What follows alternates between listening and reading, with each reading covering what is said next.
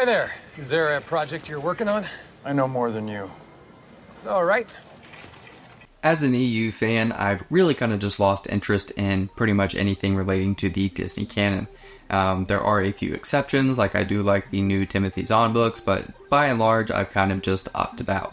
That said, I haven't really even touched or read any of the High Republic books that this show is supposed to be sort of a culmination of. I won't judge any of those books, except for maybe the character of Geode, who is a living rock with no appendages, no organs, no way of speaking, no way of seeing, and yet somehow is the navigator on a ship, and traverses the ship, and talks to all the other characters. Okay, aside from roasting Geode, I'm only going to focus on stuff I've heard about the show. I chose not to watch it because, well, I don't know if I could put myself through 4 hours of that. I have, however, read a lot of synopses and seen some clips. I'll start off by saying a few positive things. Really, the only positive thing I have to say is that they did get the design of several things right. They got the design of Selkath right, and they didn't end up making Darth Plagueis just some human. I actually half expected them to make the Stranger, or Chimere, or whatever his name is. I half expected them to make him Darth Plagueis after I saw a clip of him healing someone. I was like, oh, okay, yeah, he could stop other people from dying, obviously this guy's Darth Plagueis. Well, I guess they actually decided to stick with the Mune design, which, you know, is better than not, I guess, but essentially at the same time, Darth Plagueis shouldn't even really be a Sith Master at this time, let alone the Master of an Apprentice. And Darth Plagueis is never really like the cave-dwelling, creeping Golem type.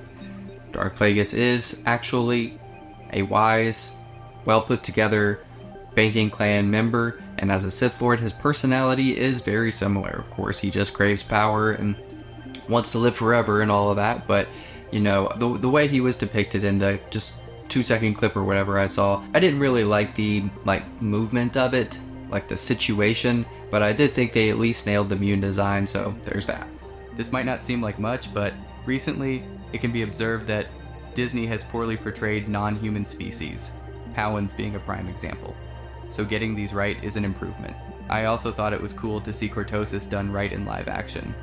Cortosis was first created by Timothy Zahn for the Hand of Thrawn duology, though its first appearance was briefly mentioned in his frequent collaborator Michael Stackpole's book, I, Jedi, as a brittle metal that sent feedback up through a lightsaber's blade, temporarily shorting it out. It would also appear throughout the EU in books and comics like the Darth Bane trilogy, the Republic and Purge comics, and many more. One final pro is that these are the best lightsaber fights in all of Disney Star Wars. Now that's not saying much because Disney has some pretty bad lightsaber duels. And honestly, I didn't even really love the ones in this one. They're just better than everything else, so I guess that's an improvement from what's come before. Aside from those few positive things, I don't really have a whole lot of positive things to say. Their inclusion of Ki-Adi-Mundi was basically ridiculous and completely flies in the face of everything we know about that character. Ki-Adi-Mundi was an awesome character in the Star Wars Republic comics and the Star Wars short comic Vow of Justice. Ki-Adi-Mundi's backstory in the EU is incredibly rich, and to basically make him 100 years older when Saurians actually have lifespans less than humans do, generally speaking, really just doesn't work.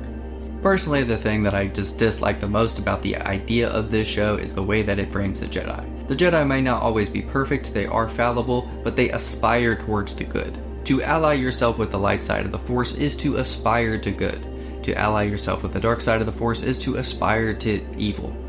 And the Jedi should always be aspiring to good. And it just seems like every single Jedi character in this show is just bad. It just seems like some nihilistic deconstructionist argument, and honestly, I'm just not interested in any of that. We can have complacency of the Jedi like George Lucas showed us in the prequels. We can have the Jedi being deceived, maybe even being incompetent.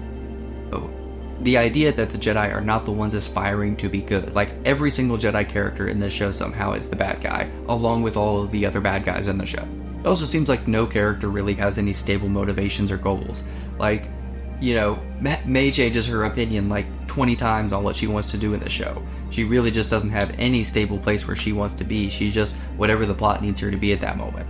I also think it's kind of ridiculous how Chimere killed like 20 Jedi, and then the only Padawan who is on that mission somehow stands the best chance against him.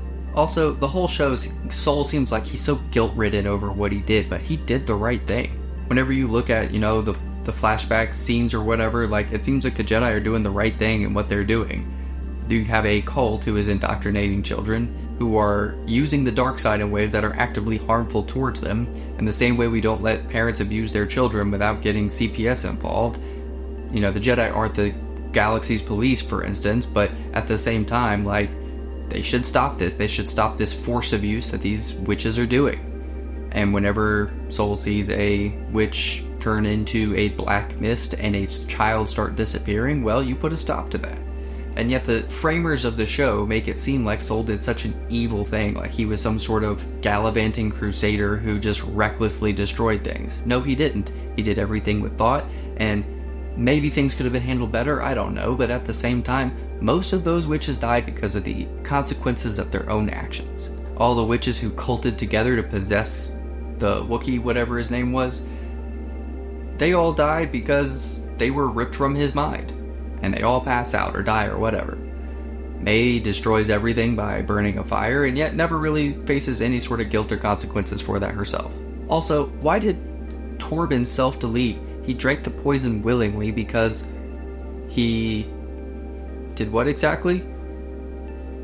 Also, my opinion on the whole lightsaber crystal bleeding thing, because I've seen that clip going around too, like, that is a very Disney canon thing. My home, and they just expected me to throw it away? Dagon, wait. I refused to obey and was betrayed by the one I trusted most. No, stop! My boy. White Dominion's at the oil.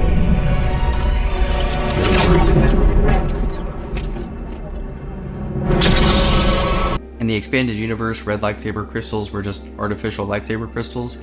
Sometimes they could be found in the wild alongside other lightsaber crystals, but the whole idea that every single red lightsaber has to come from bleeding a pure, green or blue or purple lightsaber or whatever, I don't know, it doesn't really make that much sense to me. I just much prefer the idea that, Sith find a lightsaber crystal and they just use that lightsaber and it's red. And they just are attracted to that because the dark side is attracted to those sorts of things. And seeing that on screen, like, honestly, it just made it look like lightsabers are mood rings, and that doesn't really work, because if you think about it, like, if killing Sol made Osha turn to the dark side, and in that process, she turned her lightsaber red, shouldn't Anakin have had a red lightsaber all throughout his fall to the dark side? He killed a bunch of kids. He was fighting Obi-Wan with tons of hatred. He killed his own wife, and yet through all of that, he didn't bleed his crystal. Like, the whole idea just isn't even consistent with George Lucas's movies. And it was just kind of cringe to watch on screen. Also, these clips of, like, the whole, like, very cringy Reylo-inspired romance between the Stranger and Osha is... oh my gosh, I just can't stand it. The whole, like, oh, you're holding my lightsaber. It feels good, doesn't it? How does it feel? Don't move. Feels good, doesn't it? It's just not even subtle. Like, there's no subtlety. There's no subtext. It's just all on the surface. It's so easy to read. There are no mysteries. Everything is surface level because the writing is just so bad. Just from the clips I've seen, like, the dialogue just sounds horrendous. I'll kill you. Everyone just says what they're thinking out loud. There's no subtext. There's so much telling, not showing. But enough negativity. There is some positive and good news. Good news is that the EU still exists. You can still read it. You can still dive into it and enjoy it. Darth Plagueis is a prime example. Everything the Acolyte was supposed to be is Darth Plagueis. It's this awesome story of how the Sith in the later years of the Republic corrupted and twisted the Republic, deceived the Jedi, and advanced the grand plan of the Sith, which was the absolute genocide of the Jedi and the complete destruction of the Republic and beginnings of a new Sith Empire. It explains this in very creative and unique ways that are very connected with George Lucas's movies. Beyond that, the Star Wars Republic comics and the comic Bow of Justice is a great representative of both this era and shows a great Ki-Adi-Mundi, which is very opposite of how he is shown in the show.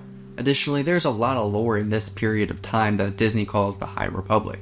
Of course, in the EU, it's just called the Great Peace, and has lots of great stories in it. Mostly told in backstory, such as Master Icarus' tutelage under Master Yoda, were the incident with the Cha'anthor on Dathomir, as well as many Sith Lords themselves, like Darth Gravid or Darth Millennial. All of these stories come together and form a really great and cohesive time period between the end of Darth Bane and the beginning of the Phantom Menace. And so, if you watch this show, or like me, you just watch clips online, read synopses, etc., and you're disappointed by what Disney has done with Star Wars, particularly in this era, I have nothing but great recommendations for you. The Darth Bane trilogy is also an excellent start. That's all of my thoughts on the Acolyte. If you enjoyed the video, please like, subscribe, and comment your thoughts below. Also, Star Wars Fan Animations has these awesome shirts like this Black Sun shirt, and we just added 2 new ones, including a Dash Rendar shirt and an Outrider shirt, which go alongside our Thrawn design, Xizor design, and Beep Boop Bop design. If, like me, you've been unsatisfied with the direction of the Disney canon, well, I have good news for you. I am working on adaptations of the Star Wars Expanded Universe, starting with Shadows of the Empire. If you want to support the project, please become a member on Patreon, or you can make a one-time donation through Ko-Fi. You can also support the project and this channel by checking out our merch store. Also, Star Wars Fan Animations is very close to being monetized on YouTube by hitting that 4,000 watch hour mark, so if you could, please watch this video and go watch 5 more. Being monetized on YouTube would go a long way towards helping me to put more time and more money into this project. Thank you all for watching, and may the Force be with you.